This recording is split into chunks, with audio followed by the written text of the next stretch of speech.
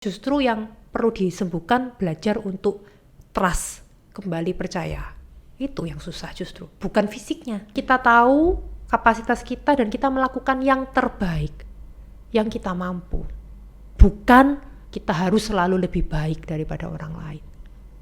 Tapi pemikiran kayak gitu nggak memicu seseorang untuk cepat puas, Dok? Menyembuhkan rasa trauma di masa kecil itu dengan cara bagaimana? Nah, ini yang memang tidak mudah. Buanglah masalah pada pakarnya. Bersama psikiater. Buat apa susah? Bahtera Yuda, 96.4 FM. Dokter, masa kecil itu kita bermimpi bahagia, tapi tidak selamanya begitu kan ya? Ada trauma-trauma, misalnya masa kecil dibully, dibanding-bandingkan, dipukuli. Nah, ketika dewasa itu menimbulkan masalah. Bagaimana kita harus menyikapinya? Ya, jadi ada namanya inner child ya. Inner child itu seorang anak kecil di dalam diri kita, dari masa lalu kita yang akan menentukan kita di masa dewasa. Jadi ada teori bahwa seorang manusia yang dewasa itu seorang jiwanya tetap anak-anak, hanya saja tubuhnya yang menjadi besar, menjadi dewasa. Pengalaman apa yang kita dapatkan saat di masa kecil tanpa sadar itu akan menentukan bagaimana kita bersikap ketika kita dewasa. Jadi maksudnya kita nggak pernah menjadi dewasa gitu? Nggak juga. Kalau menurutku itu kan cuman quote yang terkenal ya. Ada benernya, tapi juga bukan berarti 100% benar bahwa seolah-olah masa lalu kita akan selalu menentukan masa depan kita, enggak. Tapi memang pengalaman masa lalu kita itu kan tersimpan ya di dalam memori kita, dan tubuh kita ini diciptakan oleh Tuhan sedemikian rupa untuk kita tuh bisa belajar dari semua pengalaman yang kita dapatkan, untuk kita pelajari pengalaman itu agar kita bisa survive atau kita bisa bertahan hidup. Misalnya kita pernah ada pengalaman dipukulin gitu ya, maka gimana supaya kita itu next time kita itu nggak dipukulin. Jadi kita akan belajar, oh aku tuh dipukulin sama mamaku, soalnya aku membantah mamaku, misalnya begitu. Maka otak kita tuh akan berpikir, oh aku dipukulin karena karena aku membantah. Sehingga supaya aku tidak dipukuli, maka aku tidak boleh membantah. Nah, kita tuh kayak gitu. Manusia tuh kayak gitu, kita belajar dari pengalaman-pengalaman kita, learning experience, untuk kita kembangkan diri kita. Sebenarnya kan begitu. Tapi kadang ada pengalaman-pengalaman learning experience kita yang traumatik, yang bukan membuat kita growing, tapi malah membuat kita stuck. Jadi gagal belajar dengan masa lalu itu, maksudnya gitu ya?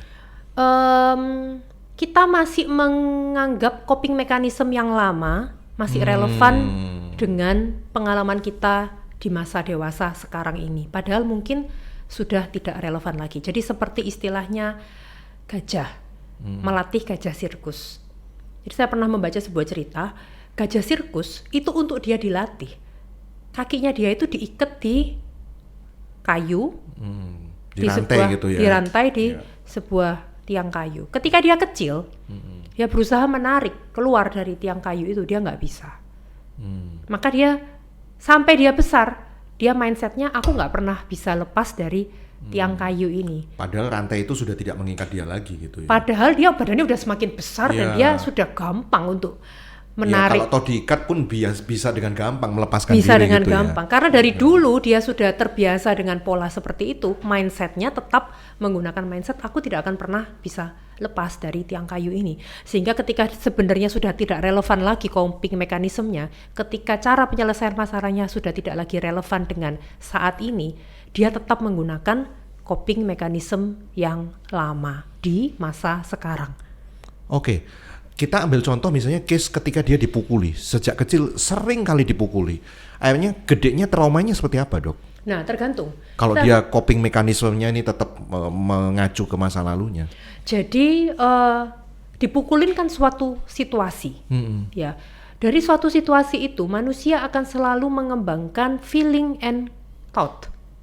Feeling itu perasaan, thought itu pikiran. Jadi kita harus tanya dulu. Kamu dipukuli, perasaanmu bagaimana waktu itu? Terluka. Pemikiranmu pada waktu kamu dipukulin, apa yang kamu pikirkan?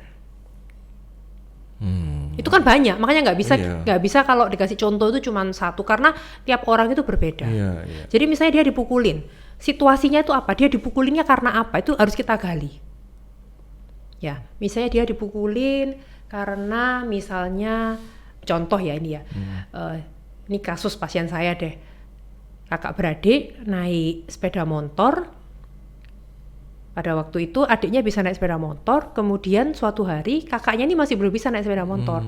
Dia kepengen naik sepeda motor, dia lalu naik sepeda motor itu, lalu akhirnya sepeda motornya itu jatuh, kecelakaan, dan kakinya kakaknya ini ya terluka. Padahal berapa minggu kemudian kakaknya ini akan menjadi pengapit di acara pernikahan keluarga. Sehingga mamanya marah melihat anaknya yang kakinya terluka ini, tapi yang dimarahi adalah adiknya. Mamanya displacement, salah pindah, menyalahkan, harusnya kan bukan salah adiknya, kan yang nyetir kakaknya. Tapi kan ada orang tua yang displacement, yang bukannya marah ke orang yang tepat karena mungkin melihat anaknya lagi terluka, nggak mungkin dimarahi ya. Salah sasaran. Salah sasaran, marahnya ke adiknya. Dibilang kamu kok mengizinkan kakakmu yang tidak bisa naik sepeda motor ini untuk naik sepeda motor.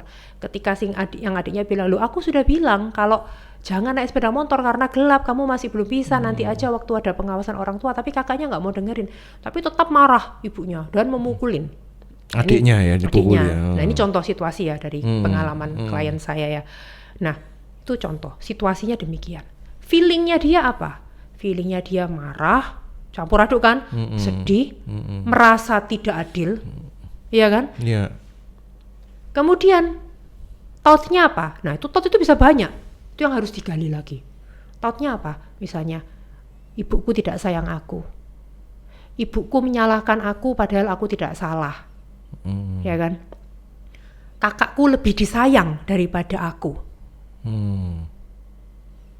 Jadi ada membandingkan, akhirnya ada sibling rivalry, iri hati dengan kakaknya, ya kan? Nah, dari thought ini yang kadang akan menjadi belief, keyakinan yang bisa dia bawa sampai dia dewasa. Apa beliefnya? Ya itu tadi, mamaku nggak sayang aku selalu disalahkan, aku diperlakukan tidak adil, kakakku lebih disayang daripada mamaku. Ini kan akhirnya menjadi belief dari pengalaman trauma yang satu kejadian ini. Nah, belief yang salah itu artinya berdampak apa pada masa dewasanya, Dok? Yang bisa berdampak hingga masa dewasanya, mungkin dia akan selalu merasa insecure Terhadap orang lain. terhadap kakaknya. Oh.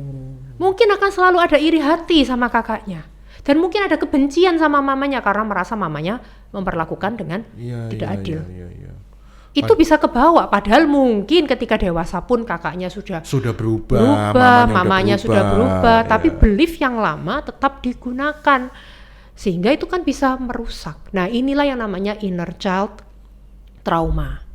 Dan ini yang perlu diterapi supaya dia di kedepannya hubungan dia, relasi dia dengan orang tua ataupun dengan saudaranya bisa lebih baik. Ini contoh satu kasus ya, karena inner child trauma kan banyak trauma tiap orang makanya, beda. Biar spesifik kita ke satu case gitu contohnya gitu ya. Ya. Nah, itu berdampak insecure ke orang lain nggak? Itu kan dia merasa insecure dengan kakaknya, dengan mamanya. Nah, sebuah kehidupan kita bakal terganggu kalau dikit-dikit kita insecure dengan orang lain gitu, yang lebih dewasa mungkin ya kan. sebenarnya tergantung dari coping mechanism dia. Jadi dari satu peristiwa itu akan lead to another peristiwa. Dari satu event akan lead to another event. Maksudnya gimana? Dari satu peristiwa yang tadi, kan akhirnya dia merasa insecure tuh. Ini akan lead dia ke satu peristiwa yang lain. Peristiwa apa? Misalnya dia akhirnya, aku ini kan tadi contoh ya, aku ini insecure karena aku ini dibandingkan sama kakakku, mamaku lebih sayang sama kakakku. Nah, dari situ bisa terbentuk behavior. Behaviornya apa?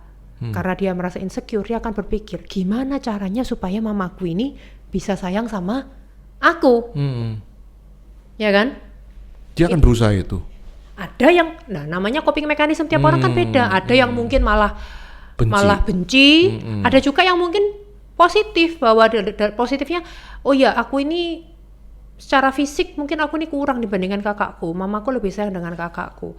Tapi gimana supaya aku ini bisa mendapatkan perhatian dan cinta dari mamaku? Ini yang di case pasien saya. Akhirnya dia menjadi anak yang berprestasi. Yo, bagus dong. Bagus. Bagus, tapi itu why? Why kok dia berprestasi?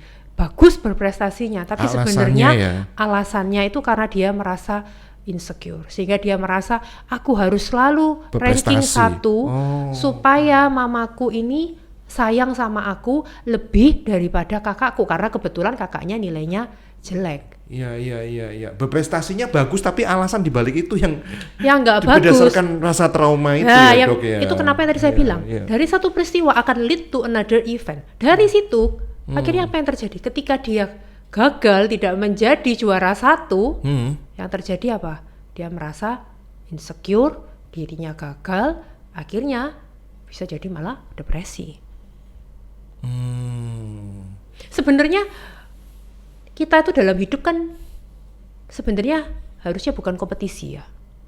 Kalau kita selalu memandang hidup ini seperti kompetisi, kita harus jadi nomor 1, seolah-olah yang jadi nomor 2, 3, 4, 5 adalah suatu kegagalan, maka kita akan selalu menganggap hidup ini kayak kompetisi dan stressful. Benar nggak? Iya, tapi kadang-kadang situasi di luar memaksa kita ya Benar. untuk kita berkompetisi. Memang begitu. Dalam dunia pekerjaan misalnya. Ya, tapi bukan berarti kan kalau kita jadi nomor 2 itu suatu hal yang buruk. Nomor 2 itu juga bagus kok. Benar nggak?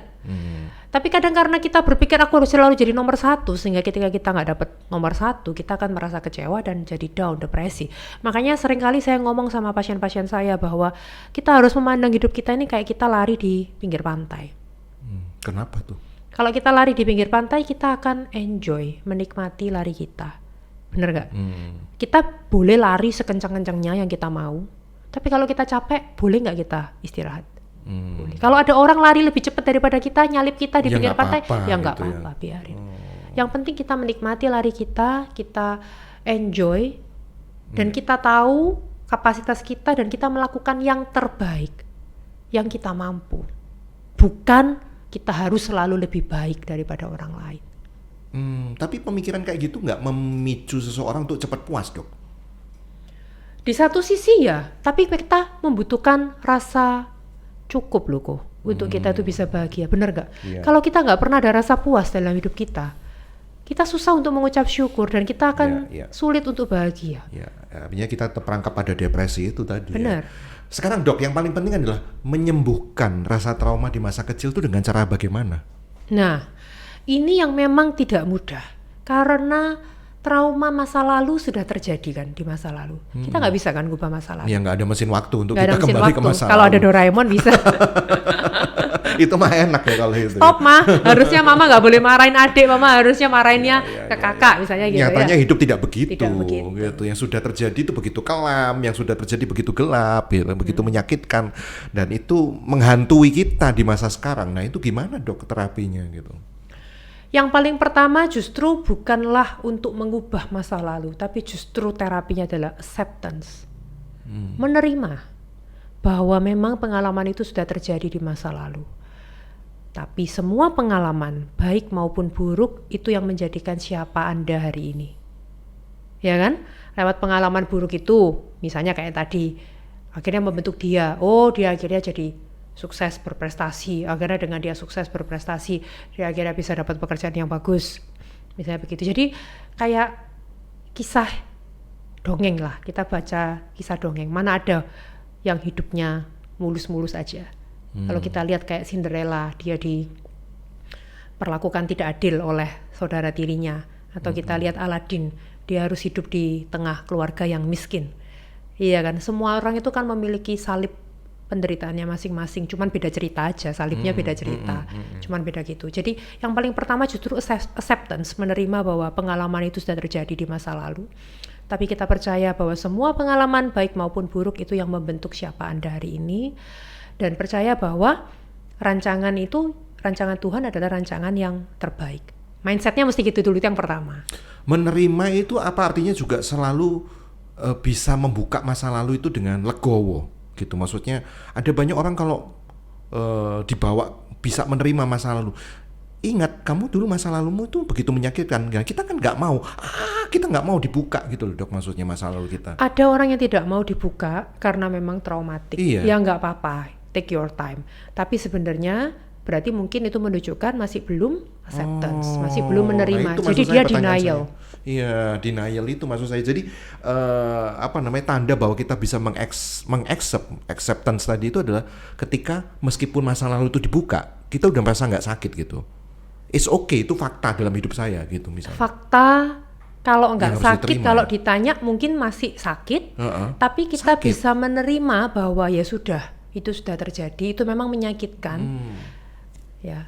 Dan kita bisa let go. Let go itu memaafkan. Memaafkan itu sebenarnya ketika kita memaafkan kan bukan kita melakukan kebaikan untuk orang yang kita benci loh, tapi sebenarnya kita melakukan kebaikan untuk diri kita sendiri supaya kaki kita ini bisa berlari ke masa depan dengan lebih ringan. Iya. Ya kan? Sehingga kita perlu ada pemikiran bahwa aku memaafkan dia, tapi bukan berarti aku mau disakiti kembali.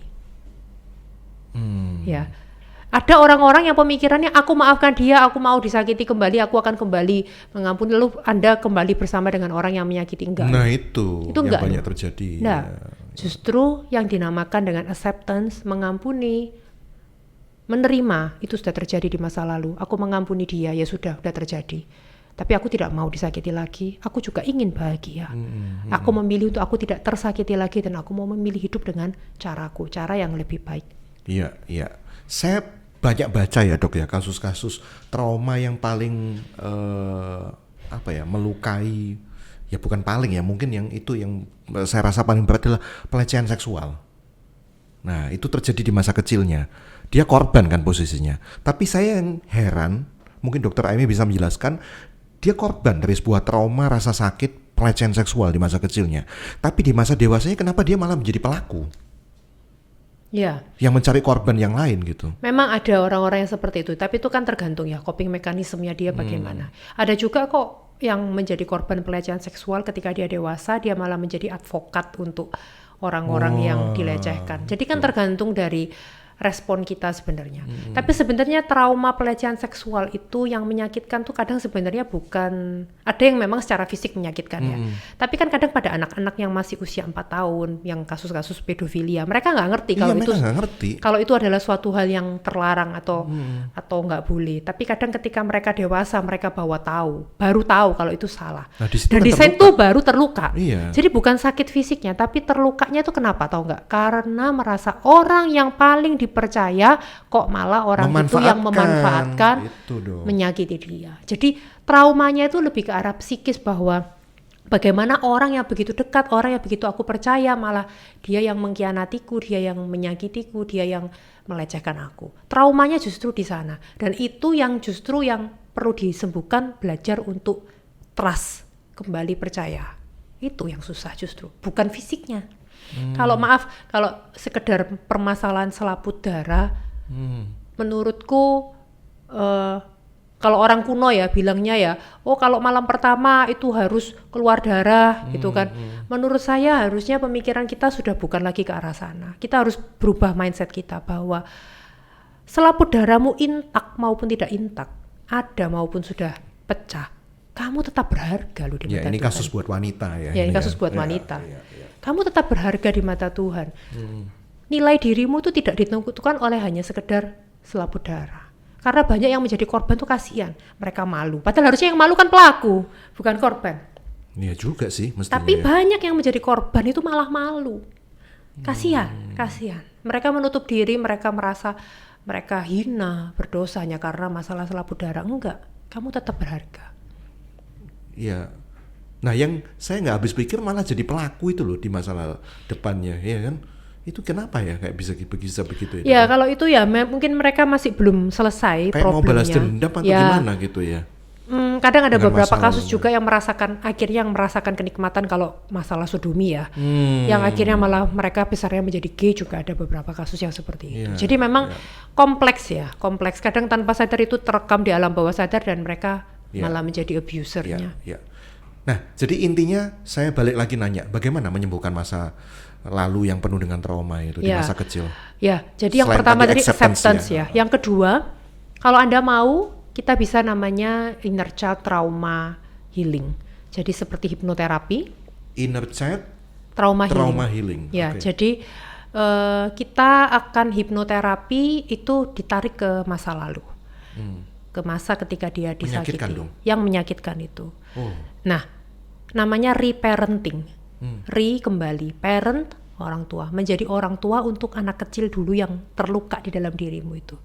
Apa yang kamu harapkan dari orang tuamu untuk katakan kepada Anda yang mungkin tidak sempat dikatakan oleh orang tua Anda, dan malah orang tuamu mengatakan sebaliknya yang tidak kamu dapatkan, justru itu yang perlu diperkatakan saat ini pada waktu yang terapi itu, sesi hipnoterapi itu yang dikatakan bahwa misalnya dulu dia dibandingkan sama kakaknya, ini contoh ya, kamu itu kok gak kayak kakakmu itu cantik apa, kamu juara, kamu kok enggak itu. Nah justru itu yang diperkatakan sekarang, yang dibalik bahwa kamu tuh berharga, aku menyayangimu sama seperti aku menyayangi kakakmu. Kamu memang berbeda dengan kakakmu, tapi kamu gak akan pernah bisa menjadi kakakmu, dan kakakmu gak akan pernah bisa jadi kamu, tapi kamu bisa menjadi versi terbaik dari dirimu. Aku mencintaimu, kamu mungkin memiliki kelebihan yang lain yang memang berbeda dari kakakmu. Justru kata-kata yang tidak kita dapatkan di masa kecil itu yang perlu diperkatakan di masa sekarang. Bahkan kadang sesederhana ini, kata yang pengen aku dapatkan dari orang tuaku adalah ngomong maaf. Bener, ya. Bener. Makanya itu ada namanya, orang kalau tua itu saya nggak ada sedikit pun nggak mau ngomong maaf itu soal itu. Orang tipikal orang Asia kan begitu. Tipikal orang Asia itu jarang mengucapkan I love you, jarang mengucapkan I'm sorry. Ya. Dan jarang mengucapkan thank you. Bener nggak? Iya, orang Asia. Betul. Sehingga menjadi kaku dan dingin gitu ya. Tipikal orang Asia itu cara language of love-nya, bahasa cintanya itu bukan dengan kata-kata. Banyak yang hanya berupa act of service, merasa aku sudah masakin kamu, itu berarti aku mencintaimu, atau aku sudah mengupaskan buah untukmu, itu adalah bentuk aku mencintaimu. Dan tanpa sadar orang tipikal orang Asia malah pembuli pertama itu dari orang tua. Kamu kok nggak kayak kakakmu? Biasanya yang mengucapkan justru malah orang tua. Kamu kok nggak kayak sepupumu? Justru yang mengucapkan malah orang tua. Maka kita di sini perlu belajar berhati-hati dengan lisan kita, supaya jangan sampai kata-kata itu menjadi kata-kata yang menyakitkan hati, yang membuat luka batin, ataupun yang malah membuat anak itu terluka karena kutukan kita. Banyak loh orang tua yang mengkutuk. Kembali ke tadi dok, yang reparenting tadi ya. Kalau seandainya kata sorry itu udah nggak bisa kita dapatkan dari orang tua kita, karena mungkin orangnya sudah nggak ada gitu, tapi kita masih terluka gitu. Gimana dok? Pada waktu hipnoterapi memang itu bisa dilakukan, namanya guided imagery. Jadi kita berimajinasi seolah-olah orang tua itu ada di depan kita dan mengucapkan kata maaf. Itu bisa dilakukan. Tapi apakah harus dengan cara demikian? Menurut saya juga tidak wajib, kan banyak jalan menuju Roma. Apakah penyembuhan luka batin harus selalu melalui hipnoterapi? Enggak kok. Banyak jalan menuju Roma. Tapi sebenarnya satu kesamaan dari antara hipnoterapi maupun enggak, satu kesamaan, acceptance. Itu yang paling penting, menerima ya sudah, itu sudah terjadi, tapi kita learning experience-nya itu yang diubah ke yang positif. Tadi kan negatif kata-katanya. Nah ini kan mau hipnoterapi nggak hipnoterapi, kita bisa melakukannya juga dengan keadaan sadar sekalipun, adalah learning experience apa yang kamu dapatkan, take home message apa. Kalau dulu take home message-nya, kamu kok nggak kayak kakakmu, sekarang ubah take home message-nya. Aku indah sebagaimana aku apa adanya. Aku nggak harus menjadi seperti kakakku untuk aku dicintai oleh orang tuaku. Jadi melawan dengan diri sendiri gitu. Kita acceptance, menerima sudah terjadi. Take home message-nya, learning experience-nya apa yang mau aku ubah. Sebenarnya kan sama, cuman bedanya satu dibantu hipnoterapis, satunya kita melakukan sendiri. Melakukan sendiri artinya diucapkan sendiri gitu dok? Ucapkan sendiri. Okay. Itu namanya reframing, mengubah pola pikir kita. Iya. Semoga ini membantu ya buat Anda yang mungkin lagi lihat podcast ini dan Anda punya trauma gitu di masa kecil gitu ya, dan Anda nggak tahu gitu loh harus melakukan seperti apa gitu. Sementara Anda terperangkap dengan masa lalu yang menyakitkan itu gitu dok. Oke, terima kasih bantuannya untuk penjelasannya dokter hari ini. Buanglah masalah pada pakarnya bersama psikiater. Buat apa susah? Bahtera Yuda 96.4 FM.